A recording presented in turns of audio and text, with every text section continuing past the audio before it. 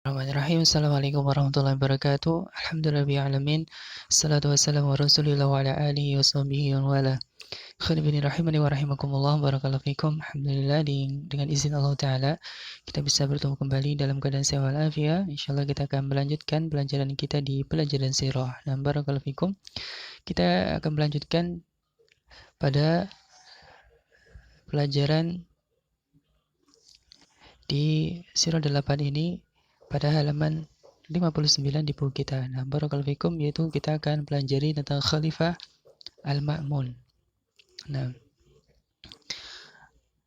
Al-Ma'mun merupakan khalifah yang ketujuh ya dari Daulah Abbasiyah. Nah, sebelumnya kita mengingat kembali tentang khalifah-khalifah dari Daulah Abbasiyah. Nah, yang sudah kita bahas sebelumnya. Yang pertama adalah Abul Abbas Abdullah bin Muhammad, atau yang dikenal dengan julukan As-Saffah. Ya, dia khalifah pertama dan juga sebagai pendiri Daulah Abbasiyah. Nah, kemudian yang kedua adalah Abu Ja'far Al-Mansur. Nah, kemudian yang ketiga adalah Muhammad Al-Mahdi bin Mansur. Jadi Abu Ja'far adalah anaknya Abdullah bin Muhammad, kemudian yang menggantikan Abu Ja'far Mansur juga nanti anak, yaitu Muhammad Al-Mahdi. Nah, kemudian yang keempat adalah Al-Hadi, ya, adalah juga masih keturunannya Muhammad Al-Mahdi. Nah, kemudian khalifah yang kelima adalah Harun Ar-Rasyid. Harun Ar-Rasyid adalah khalifah yang kelima. Kemudian setelah itu keenam adalah putranya itu Al-Amin. Kemudian yang ketujuh adalah Al-Ma'mun. Yang nanti kita akan bahas. Al-Ma'mun adalah juga putranya dari Harun Ar-Rasyid. Nah, barakallahu fikum. Kemudian yang ketujuh adalah Al-Mutasim Billah. Dan yang kedelapan adalah Al-Mutasim Billah, yang juga nanti kita akan bahas. Baik. Kita akan yang pertama ya tentang Khalifah Al-Ma'mun, yaitu tentang biografinya. Nama beliau adalah Abdullah bin Harun Ar-Rasyid. Nama beliau adalah Harun Ar-Rasyid, Abdullah bin Harun Ar-Rasyid, yang digelari Al-Ma'mun. Nah, yang digelari dengan Al-Ma'mun. Beliau lahir di kota Rai, ya, di Khurasan pada tahun 170 Hijriah. Ya, beliau tumbuh dalam keadaan kecintaan terhadap ilmu dan ulama, ya, sehingga beliau menjadi khalifah yang paling alim dalam ilmu fikih dan ilmu kalam. Ya, beliau sangat cinta dengan ilmu sehingga beliau menjadi seorang ulama, ya, yang besar pada waktu itu. Nah, barakallahu fikum. Namun beliau rahimahullah tenggelam dalam gelombang mazhabiyah, yaitu ta'assub atau fanatik golongan, ya. Bahkan beliau berpendapat bahwasanya Al-Qur'an adalah makhluk, ya, karena kedekatan beliau dengan orang-orang al-filsafat. Nah, beliau mengatakan bahwasanya Al-Qur'an adalah makhluk, dan kita tahu bahwasanya akidah ini yang mengatakan Al-Qur'an adalah makhluk adalah akidah kekufuran, ya, yang bisa menyebabkan pelakunya keluar dari Islam. Nah, barakallahu fikum. Yang pada waktu itu ada masanya Imam Ahmad bin Hambal, ya, yang menentang dari akidah ini sehingga beliau pun dipenjara. Nah, barakallahu fikum. Kemudian beliau dibaiat menjadi khalifah setelah terbunuhnya Khalifah Al-Amin, ya. Al-Amin adalah saudaranya sendiri, ya. Tadi karena Harun Ar-Rasyid itu mewariskan kekhalifahannya kepada dua orang putranya sehingga terjadi perebutan, ya. Maka inilah yang terjadi. Nah, kemudian kejadian-kejadian penting yang terjadi di masa Khalifah Al-Ma'mun. Yang pertama adalah fitnah keturunan Ali bin Abi Thalib, ya. Telah terjadi pemberontakan dari keturunan Ali bin Abi Thalib, ya, karena sebagian orang, ya, itu merasa khalifah itu lebih berhak untuk dipegang oleh keturunannya Ali bin Abi Thalib, ya. Maka terjadi pemberontakan yang dilakukan, ya, terjadi istilahnya pembaiatan, ya, terhadap keturunan Ali bin Abi Thalib. Ya, diantaranya adalah yang dilakukan oleh penduduk Hijaz, ya,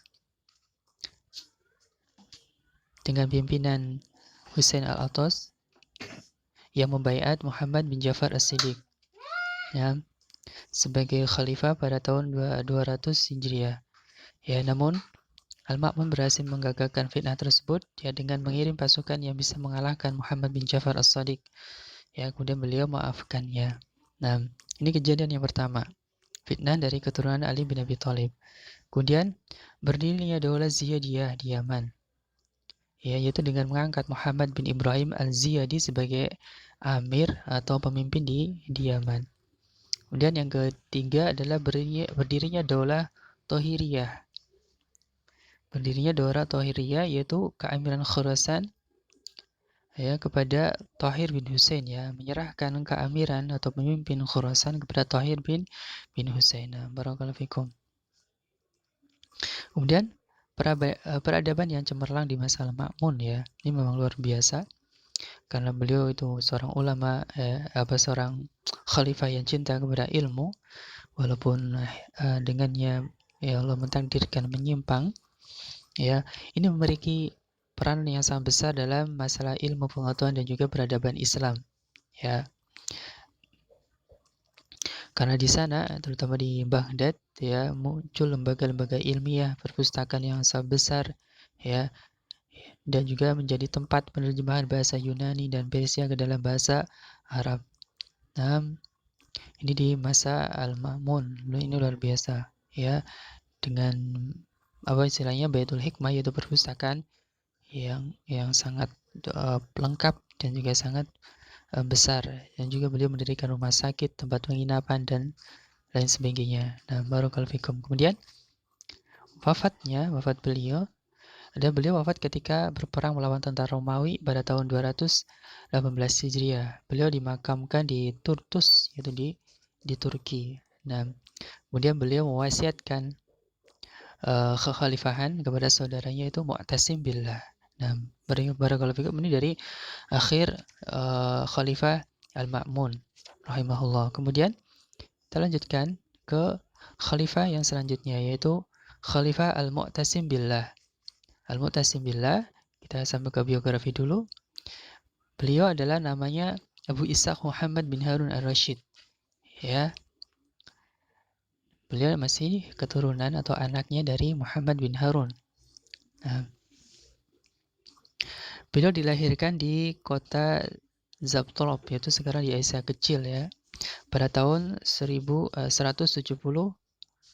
Hijriah. Beliau adalah seorang ibu lahir dari seorang ibu keturunan Turki. Nah, beliau memiliki keistimewaan dalam akhlak dan juga keberanian. Nah, ya, beliau dilimpahi kekuasaan ketika beliau sedang memimpin perang melawan Bizantium. Yaitu Bizantium itu Romawi pada tahun 218 Hijriah. Kemudian perkara-perkara penting yang dilakukan adalah perhatian beliau terhadap tentara, yaitu dengan membentuk tentara baru dari keturunan Turki. Ini terkenal dengan orang-orang yang sangat kuat, ya, yang fungsinya untuk membentengi wilayah perbatasan, ya, dari Daulah Abbasiyah. Kemudian membangun kota Samiro, ya, membangun kota Samiro. Al-Mu'tasim ini sangat senang terhadap kemakmuran, ya, dan juga terhadap bangunan-bangunan yang megah, sehingga beliau membangun kota Samiro, ya, yang berfungsi untuk sebagai tempat, ya, untuk tentara-tentara Turki yang semakin banyak, ya, yang berdesakan-desakan di jalan di kota Baghdad. Maka Khalifah membangun kota baru yang tidak jauh dari Baghdad, ya, yang disebut dengan kota Samiro. Sehingga kota Samiro ini pun menjadi kota yang sangat indah, yang sangat megah, ya, yang kemudian pada akhirnya, ya, menggantikan Baghdad sebagai ibu kota daulah. Nah, barakallahu fikum. Kemudian wafat dari Khalifah Al-Mu'tasim billah adalah ketika Mu'tasim billah wafat di kota Samiro, ya, pada tahun 227 Hijriah. Kemudian beliau juga dikuburkan di sana. Kemudian yang menggantikannya adalah putranya yang bernama Al-Wasiq billah. Al-Wasiq billah. Ya, yang khalifahnya terus berlanjut sampai tahun 232 Hijriah, kemudian digantikan setelahnya oleh Khalifah Al-Mutawakkil yang wafat pada tahun 247 Hijriah. Maka berakhirlah masa Daulah Abbasiyah pada waktu itu. Nah, barakallahu fikum. Ini dari Khalifah Al-Mutasim Billah. Kemudian kita langsung ke bab yang terakhir, yaitu tentang akhir dari Daulah Abbasiyah, ya. Akhir dari Daulah Abbasiyah, tentang sebab-sebab yang menyebabkan lemahnya Daulah Abbasiyah. Yang pertama adalah menyerahkan urusan pemerintahan dan ketentaraan kepada orang-orang Persia. Yang kita tahu bahwasanya orang-orang Persia itu turut andil dalam berdirinya Daulah Abbasiyah, sehingga sebagai jalas budi, ya maka orang-orang Persia diberi urusan di dalam pemerintahan. Namun ternyata orang-orang Persia pun ya tentunya ingin mendapat bagian lebih banyak dari daulah. Nah, maka terjadi perlawanan atau pemberontakan ya di dalam pemerintahan dari Daulah Abbasiyah. Nah, kemudian yang kedua adalah melimpahkan kekuasaan lebih dari satu pewaris tahta mahkota, ya, seperti tadi dilakukan oleh Harun al-Rasyid yang mewasiatkan kepada dua putranya sekaligus, sehingga terjadi saling merebutkan, ya. Ini tabiat manusia, ya. Itu yang kedua. Kemudian yang ketiga adalah luasnya wilayah dan beratnya pengaturan manajemen ekonomi, karena wilayah Daulah Abbasiyah itu sangat luas, ya. Ujungnya terbentang dari perbatasan Cina, ya, sampai dengan ke India dan sebelah selatan Jazirah Arab. Ini sangat luas, ya, sangat-sangat luas, sehingga untuk mengaturnya ya tentunya butuhkan ya sesuatu yang sangat rumit, ya. Ini yang menyebabkan lemahnya juga Daulah Abbasiyah. Nah, kemudian terlepasnya sebagian wilayah karena terjadi fitnah, ya, sehingga muncul pemberontakan-pemberontakan di sebagian wilayah. Kemudian yang kelima adalah berbilangnya kekhalifahan tadi, ya. Karena terjadi perpecahan, maka berdiri daulah-daulah kecil, ya. Seperti Daulah Abbasiyah di Irak, ya. Kemudian Daulah Ubaidiyah di Afrika Selatan, yaitu Tunisia. Kemudian ada daulah di Mesir, negeri Syam, Hijaz, ya. Kemudian ada juga Khalifahan Umayyah di Andalusia dan seterusnya. Ini yang menyebabkan lemahnya Daulah Abbasiyah. Ya, artinya sudah muncul ya terjadi perpecahan di dalam wilayah-wilayah Daulah Abbasiyah. Nah, kemudian akhir kekhalifahan Abbasiyah yaitu ketika tentara Tartar menyerang Baghdad yang dibawa pimpinan Hulaguhan, ya, yang berhasil membunuh Khalifah Al-Mutasim Billah, maka berakhirlah Daulah Abbasiyah di Baghdad. Nah, barakallahu fikum. Ini akhir dari Daulah Abbasiyah yang berkuasa dari tahun 123 Hijriah sampai dengan 656 Hijriah, kurang lebih ada sekitar 500-an lebih tahun berkuasa, ya. Ini merupakan daulah yang paling lama berkuasa di dalam sejarah Islam. Nah, barakallahu fikum. Ini dari akhir Daulah Abbasiyah. Nah, mudah-mudahan apa yang kita pelajari dari Daulah Abbasiyah ini bisa bermanfaat untuk kita semuanya. Ya, memang banyak sekali materinya, tapi paling tidak ini sebagai gambaran besar dari Daulah Abbasiyah. Nah, barakallahu fikum. Ini saja sebagai perjumpaan kita pada kali ini. Wallahu ta'ala alam. Subhanakallahumma wa bihamdika asyhadu an la ilaha illa anta astaghfiruka wa atubu ilaik. Assalamualaikum warahmatullahi wabarakatuh.